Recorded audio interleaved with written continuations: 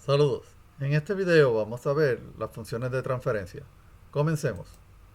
Una función de transferencia es la señal de salida en el dominio de la frecuencia dividida entre la señal de entrada en el dominio de la frecuencia. Esto bajo condiciones iniciales iguales a cero. Vamos a denominar la función de transferencia g de s, entonces la señal de salida y de s y la señal de entrada x de s. Esto nos va a ofrecer la ventaja de que podemos representar nuestro sistema con un diagrama de bloques. Dentro del bloque vamos a colocar la función de transferencia. A la entrada de ese bloque tenemos entonces la señal de entrada, x de s, y a la salida tenemos la señal de salida, y de s. Particularmente, nuestra respuesta y de s va a tener dos componentes. Uno es el componente forzado, que generalmente está asociado con la señal de entrada. El segundo componente es el componente natural, que va a estar asociado a la función de transferencia. Hay un caso especial cuando tenemos x de s igual a 1, esto es una función pulso ideal.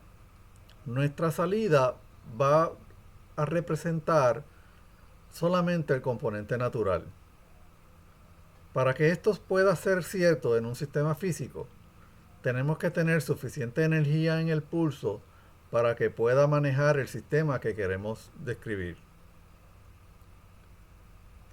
Noten que las señales tienen factores en el numerador. En este caso hay un factor en el origen. Y también pudieran tener raíces en el denominador. En el caso de la función de transferencia, va a tener la siguiente forma. Tenemos una K que se le conoce como la ganancia y define las unidades del sistema. También vamos a tener los factores de C, que son los ceros del sistema. Así que ahora tienen un nombre particular que se llaman los ceros. Las Cs van a ser por lo general números complejos. También las P's se le conocen como los polos del sistema y son las raíces del denominador. También ellos son números complejos por lo general. Y les recuerdo que los números reales pertenecen a los números complejos. La n va a describir el orden del sistema, igual de estrecha relación entre el orden de la ecuación diferencial que define el sistema. Esta representación la podemos poner de forma gráfica plasmándolo en el plano de S. Los circuitos eléctricos, cuando se analizan como sistema, nos pueden dar polos en el eje real, como se ilustran, que tenemos un polo en el origen, otro en menos A. También pudieran darnos polos en el eje imaginario. Y noten que cuando aparece un polo en el eje imaginario, también va a aparecer su conjugado complejo. De manera que cuando hay polos imaginarios, siempre aparecen en pares. Del mismo modo, pudiéramos tener polos que tengan tanto una parte real como una parte imaginaria. Los ceros se marcan con un círculo. Y de la misma manera, pudieran ser reales o pudieran ser complejos. Y de la misma manera, si existe un cero complejo, también su conjugado complejo es un cero. Noten entonces que el eje imaginario divide en dos mitades el plano EDS. Lo va a dividir en el semiplano derecho y en el semiplano izquierdo. En circuitos eléctricos hay varias funciones de transferencia de interés. La primera es la impedancia. Ya la definimos en un video anterior. La impedancia es el voltaje de salida sobre una corriente de entrada, bajo condiciones iniciales iguales a cero. La admitancia es el recíproco de la impedancia y es la corriente de salida sobre el voltaje de entrada. También podemos definir lo que se conocen como las ganancias. Existen dos tipos de ganancias: la ganancia de voltaje, que es voltaje de salida sobre el voltaje de entrada, y la ganancia de corriente, que es la corriente de salida sobre la corriente de entrada. Por lo general, tanto los voltajes como las corrientes de entrada van a ser fuentes independientes, mientras que los voltajes y las corrientes de salida van a ser voltajes y corrientes de salida, corrientes que se miden en los componentes diferentes del circuito. Veamos un ejemplo.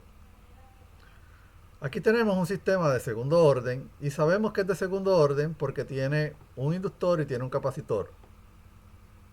Vamos a resolver entonces para hallar la ganancia de este sistema.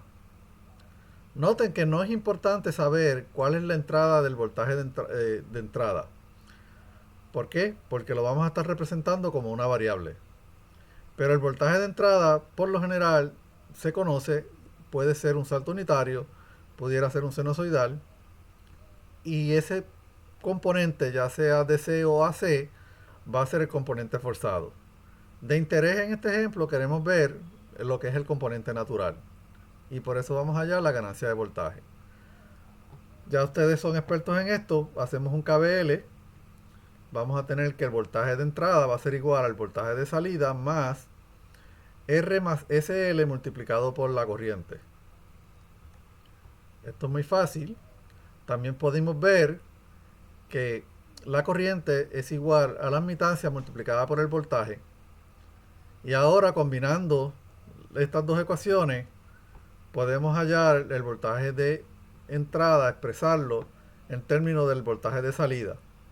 Despejamos para el voltaje de salida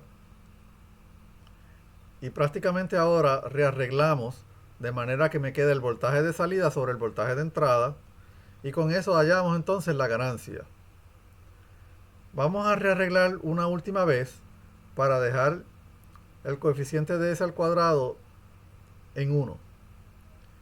Cuando hacemos esto, vemos que la respuesta de la ganancia va a ser 1 sobre LC sobre S cuadrado más R sobre LS más 1 sobre LC. Este sistema, un sistema de segundo orden, tiene en particular el numerador igual al término del denominador que no acompaña ninguna de las S. Esto no es casualidad, muchos sistemas de segundo orden obedecen este patrón.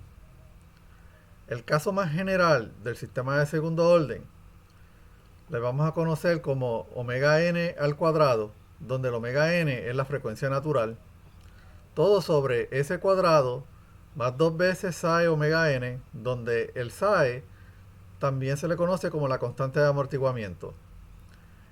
El omega n, como pudieron ver del circuito, va a ser 1 sobre la raíz cuadrada de LC, mientras que la constante de amortiguamiento va a ser R por la raíz cuadrada de LC dividido entre 2L. Esto es cierto para particularmente este sistema, pero los sistemas de segundo orden pueden ser inclusive mecánicos, químicos o de otra naturaleza. Y cada cual va a tener entonces una manera diferente de hallar tanto la frecuencia natural como la constante de amortiguamiento. Noten además que la constante de amortiguamiento y la frecuencia natural son valores positivos en el caso de un circuito eléctrico, dado que R, L y C también son positivos. Esto obligará entonces a que los polos estén localizados en el semiplano izquierdo. En un próximo video veremos la clasificación de los sistemas de segundo orden. Hasta luego.